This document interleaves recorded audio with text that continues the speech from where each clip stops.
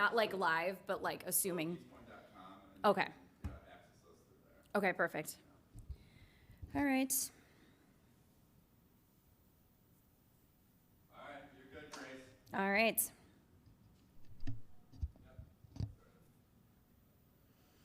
Okay, we're ready to get started. Good afternoon. My name is Grace Ramsey, and I'm working with the City of Eastpointe to educate voters on ranked choice voting. As you may have heard, we're going to be using ranked choice voting to elect our 2 members of the City Council this year. We're using it for the first time, so this is a bit of a change. So we wanted to make sure that you as voters have as much information as possible before you head to the polls on Election Day, November 5th. We've held several town halls throughout Eastpointe over the course of the campaign season. We have another one tonight at Eastpointe High School at 7 p.m. that you're welcome to join us for. We'll be in the auditorium. But if you're not able to make it out, we wanted to make sure that you were also able to see this presentation. So with that, we're going to go ahead and dive into the presentation now. So as I said, my name is Grace Ramsey. I've been working on ranked choice voting and educating voters about it for about 6 years. I got my start in Minneapolis, Minnesota, where ranked choice voting is used to elect all members of our city government. So that's our city council, mayor, parks board, and board of estimate and taxation. There's also plenty of other places using the ranked choice voting across the country, and we will dive into that in just a moment. So today for this presentation, we understand that there are different ways that people learn, so we want to be attentive to that. So we're going to tell you about ranked choice voting, so you're going to get that audio and hear us talking about it. We are also going to show you. We're giving you ways that you can see the process work, and then as that all comes together, we're going to use this process to elect our elected officials. In addition, we also have resources online for you to use, so you can go to www.voteeastpointe.com, where you can get a lot of these materials as well as see more interactive things that you can do. So for our audience today, we ask you to do a few things. We ask you to be curious, to be open-minded to this process and hear more about how these elections are going to work for the next couple years.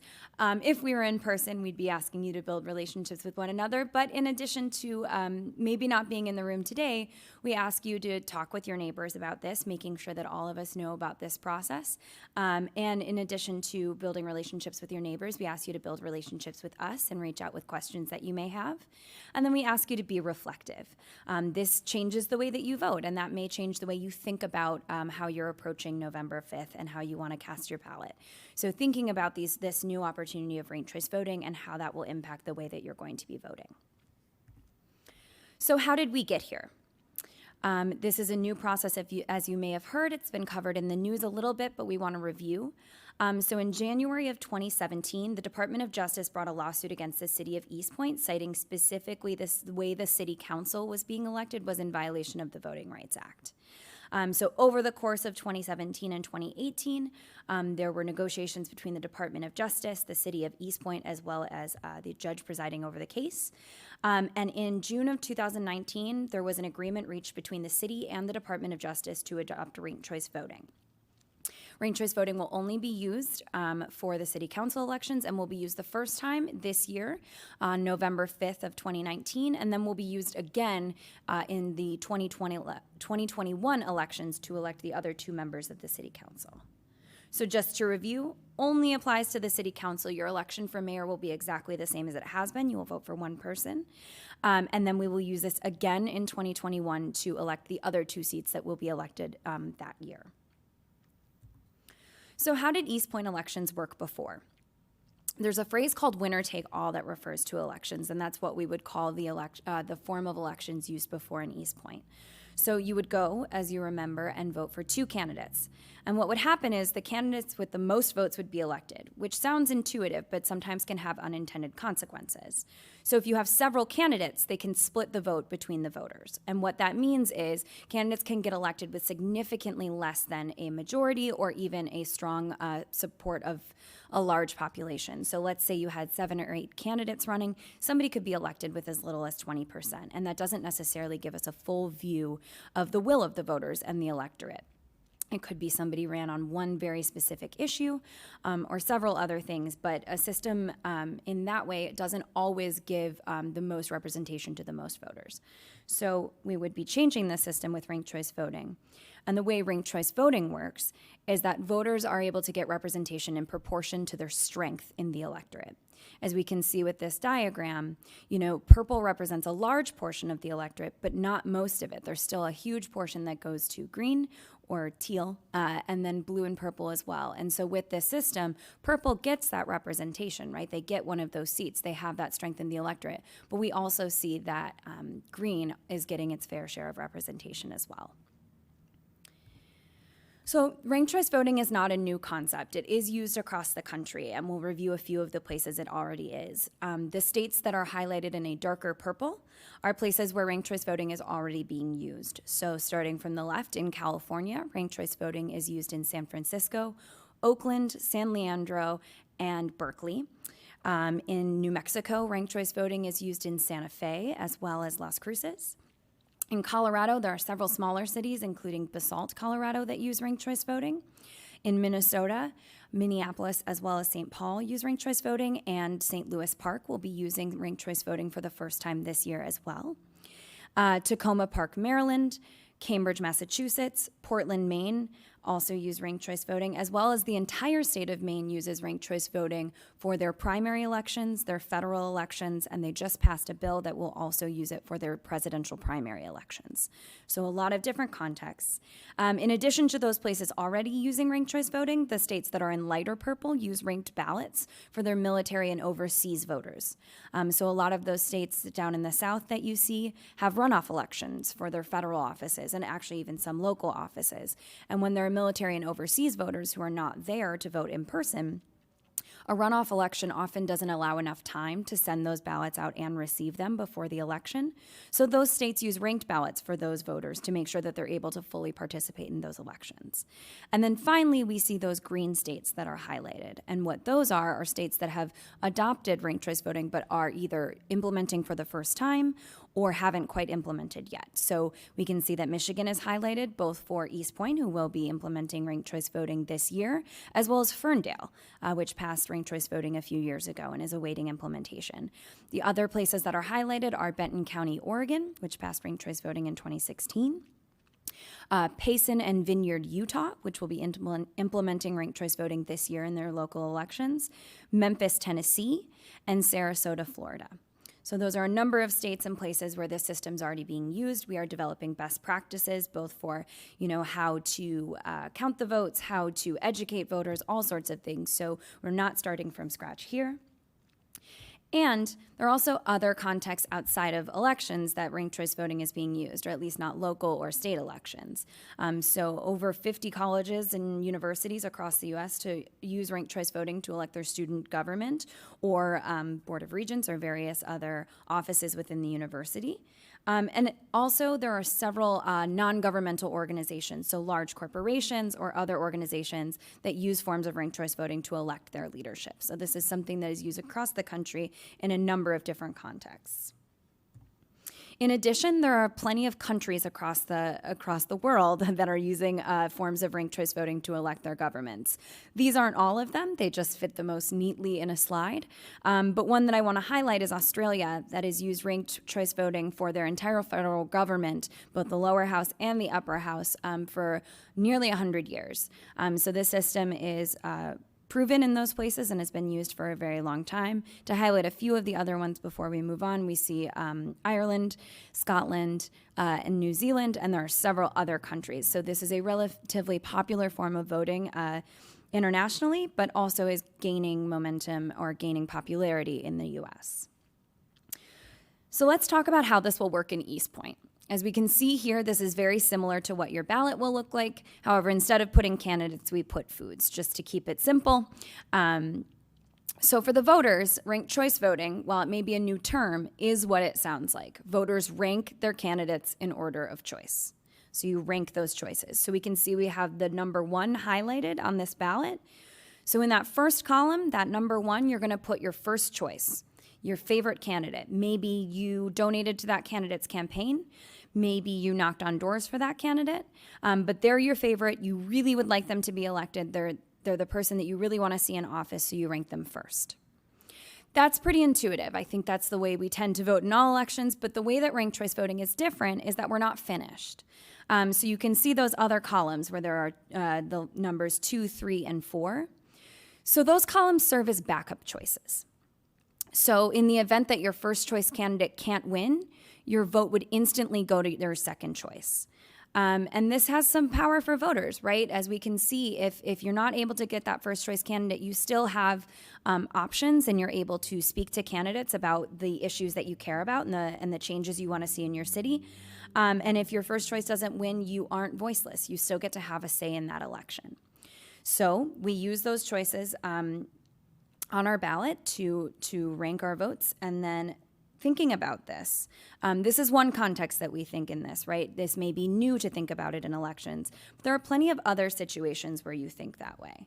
So other situations where you would make a ranked choice decision will say, where should we go out to eat? Maybe your favorite restaurant is closed. You still would like to eat dinner. So you have to think, okay, if I can't have my favorite restaurant today, what's my second choice? Where would I still like to go out to eat? What car should I buy? You know, there may be a lot of things that you are listing in that decision. Maybe you want to make sure that there's a great sound system, but you also want to make sure that you're driving an automatic, not a manual. All these different decisions go into what kind of car you want to buy. And if you can't have the perfect, you want to make sure that you still get a dependable car that fits most of your needs. Where are we going to move? You know, deciding what criteria are important to you and then ranking the options that you have in the order that they exist, right? So this is a new thought process for elections, but it's a thought process we're very accustomed to in our day-to-day lives. So a few questions off the bat that we want to make sure that we answer for folks. So when you're voting in a ranked choice election, oftentimes we hear, how many candidates do I rank? And the simple answer is as many as you would like. So we have 4 candidates running in the city council elections this year. You can rank all 4 if you'd like to. If you only want to rank 2, that is just fine. If you only want to rank 1 candidate, that is also just fine. You rank as many preferences as you have, and you're not required to rank more than that. So if you'd like to rank all 4, completely okay. If you'd like to just rank 1, also okay. Do I have to rank everyone? Just want to make sure that we're driving that point home. You are not required to rank every candidate. If there's somebody that you simply do not support, you do not have to mark them on your ballot. Your vote is still valid even if you only rank a few. It is still valid even if you only rank 1. Can I rank a candidate more than once? So it may seem like because you have more than one choice on that ballot, right, as we saw, you have up to 4 choices, that it might help your favorite candidate to rank them more than once. And we want to make sure that we're clear that it does not help your favorite candidate to mark them as more than one choice on your ballot. It's pretty much just the same as marking them one time. As we said before, those second, third, and fourth choices are backups, and they will only be used if your favorite candidate is not in the race. So ranking them more than once, it won't reject your ballot. You will still cast a valid vote, but it doesn't give you those backup choices. And it doesn't somehow supercharge your vote for that candidate. It still will just be one vote for that candidate. And then finally, does it hurt my favorite candidate to have a second choice? And the simple answer is no. Your vote will stay with your first choice candidate as long as they are in the race and need your vote, right? So the only time that your vote would ever go to your second choice is if that first choice candidate is out of the race, if they just don't have enough support and are eliminated, or if they're already elected. And we'll get into how that would work if they're already elected. But your first choice will stay with your favorite candidate, that first choice, as long as they need your vote. So again, we're going to go through the process of both how you're going to vote and how we're going to count those ballots. So as we saw before, your favorite candidate will be in the first column, your second will be in the second column, third in the third column, fourth in the fourth column. In other cities where ranked choice voting is used, the way we describe that is your first choice is the candidate you love, second choice is the candidate you like, third choice is the candidate you can stand, and the fourth choice is the candidate that's left if you choose to rank them, right? So it's that sort of process of just thinking about who you would like to see in office. So let's get into how we count the votes. In ranked choice voting elections, we have to set a threshold to be elected. And that is by determining how many votes one person can get, or however many people we are electing can get, that exclude others, right? So if you're electing one person, only one candidate can get more than 50% of the vote, right? If two candidates were to get that, we would have more than 100%. So that would mean something had gone wrong. So in a ranked choice voting election, when you're electing one, the threshold to be elected is 50% plus one. But if you're electing two, that threshold changes based on how many votes people need to be elected, right? So with two, if two candidates get more than a third of the vote, or 33% plus one, only two people can achieve that. If a third person gets more than a third, that gives us more than 3/3, which is more than 100%. And it means there are too many votes or we haven't calculated correctly. So to be elected, you need at least 33.3% plus one. So a third plus one to be elected. And we'll highlight that here. So for voters, on the back end, or on the front end for you, this doesn't quite impact. It just impacts how we count those votes. But a candidate needs to work up to that number to be elected for one of the two seats that we are electing. So how does this work? On election night, we take all those votes where those voters ranked their choices, and we count up only the first choice. We do not look at any of the second or third choices. Your vote stays with your favorite candidate on that first round. We only look at people's first preferences. And we check to see if anyone has reached the 33.3% plus one that they need to be elected, or a third plus one to be elected. As you can see from this diagram, no one has reached that number. Now, if somebody had, they would be elected, right? And if two people had, they both would be elected and we would be finished counting. But in this situation, no one has reached that threshold. So what we do is we eliminate the candidate with the fewest votes. That candidate is not going to win this election. They simply do not have enough support in the electorate. But for those voters, they have their vote instantly go to their second choice. So their voice is still going to be heard in that election, and only those voters will have their vote go to their second choice. Everyone else's first choice is still in the race, so their vote stays with their first choice. So as we can see, we defeated that candidate, and those voters will have their vote instantly go to their second choice. And we see here that put one of our candidates over the threshold of a third plus one, and they're elected. But what we see here also is that candidate has more votes than they needed to win, and we still need a second winner. So what we do is, for the proportion of votes over that 33.3%, so that surplus, more votes than they needed, where they went over, each of those voters gets each of the voters that voted for that winning candidate, so all of them, everybody in that far left column, gets a small portion of their vote back, and it goes to their second choice.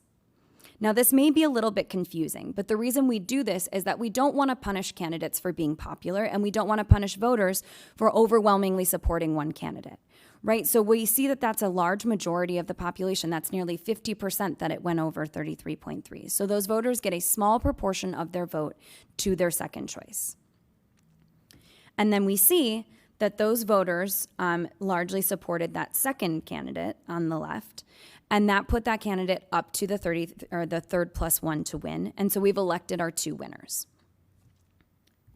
Now, we're not going to play this now, but I do want to encourage you to go to voteeastpointe.com.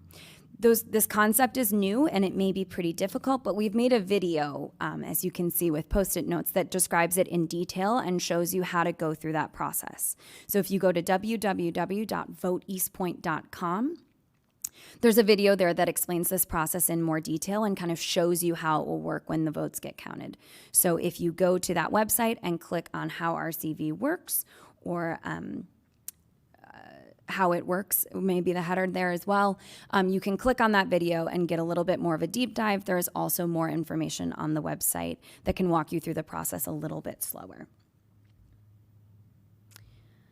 So a few things to remember when you're ranking your ballot. As we said before, voting for a candidate more than once, so whether you vote for them in the first column and the second column, doesn't help that candidate more than just voting for them one time. So the way that we would count that vote is as though you had just voted for them once. Your ballot will still count, your vote will still count, but it's in your interest to use those backup rankings just in case your favorite candidate is eliminated. Another thing to remember is only vote for one candidate per column. So in that first choice column, only have one candidate as your first choice. This is the only instance where we may need to get you a new ballot if for some reason you indicate more than one candidate, because we can't tell what your choice is in that column, right? If you've indicated 3, we don't know who your first choice is. And so as difficult as it may be sometimes to rank these candidates and say, I like this candidate first, this candidate second, we do need to know those preferences for you as a voter so we know where your vote should count. And then some important election information. It is the 22nd today. So as we can see, you can register to vote at the city clerk's office today, October 22nd, through Monday, November 4th, in person here at City Hall. And then you can also register on Election Day, which is November 5th, Tuesday, November 5th. And to register on Election Day, you would still come to the city clerk's office. We cannot register voters at the precincts themselves. So if you are not registered and would like to be registered on Election Day, come on down to City Hall and we would be happy to get you registered. And then for more information, you can go to voteeastpointe.com. We have a lot of frequently asked questions, so if you watched this and had several questions, we really want to make sure that we're answering those. As I said, we have a video that walks you through the vote counting process. And for most of you, the main thing that we need you to know is that you are able to rank those choices on the ballot. If you have additional questions, we also can take them at City Hall if you want to come down and see us. But we hope that you have gotten enough out of this presentation and also use those extra resources at voteeastpointe.com. And with that, we want to say thank you. We hope that we see all of you on Election Day, November 5th. And if not, we hope you've already sent in your absentee ballot or are filling it out now. Thanks so much, and we'll see you on Election Day.